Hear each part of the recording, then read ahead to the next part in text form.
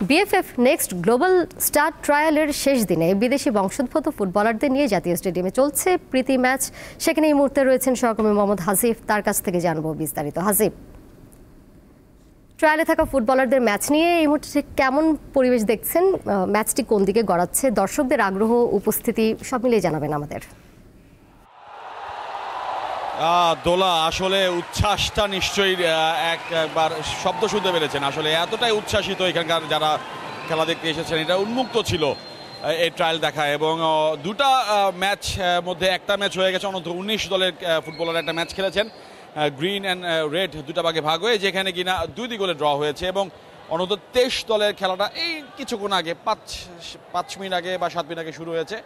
এই ম্যাচটা ঘিরে আছে উচ্ছ্বাসের জায়গাটা অনেক বেশি, এবং এখান থেকে মূলত জাতীয় দলের বিষয়টা প্রাধান্য পাবে তেমনটাই আসলে আমরা জানি। এবং আমি যদি একটু দর্শকদের দেখানোর চেষ্টা করি, যে খেলাটা যদি একটু আগে দেখানোর চেষ্টা করি, যে দেখেন মাঠে যেমনটা আমরা প্রত্যাশা করি যে বাংলাদেশের ফুটবলাররা বল পায়ে প্রতিপক্ষের রক্ষণে আক্রমণ করবে,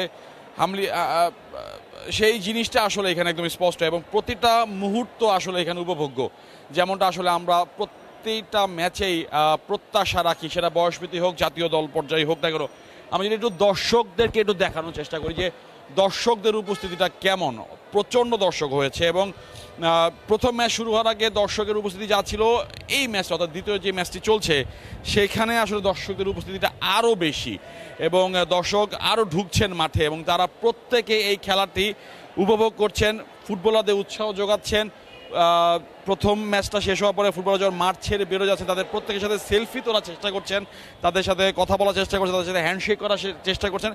এমনটা আসলে আমরা প্রত্যাশা করি, তেমনটা আসলে আমরা দেখতে চাই এই ঢাকা স্টেডিয়াম কিংবা দেশের ফুটবল অথবা জাতীয় দলের জার্সিকে যখন এই ফুটবলাররা খেলবেন বা খেলেন বিশ্বের অন্যান্য দেশগুলোতে, তেমনটা আমরা যেমনটা আশা করি তেমনটাই আসলে আমরা দেখছি। এবং এই প্রত্যাশা জায়গাটা অনেক বেশি, এবং সত্যি যদি এখান থেকে আমরা নেক্সট গ্লোবাল স্টার পাই, আমাদের বয়সভিত্তিক দল জাতীয় দল পর্যায়ে যদি আমরা পেয়ে যাই, সেটা আমাদের ফুটবলের জন্য নিঃসন্দেহে অনেক বড় একটি সাফল্য থাকবে।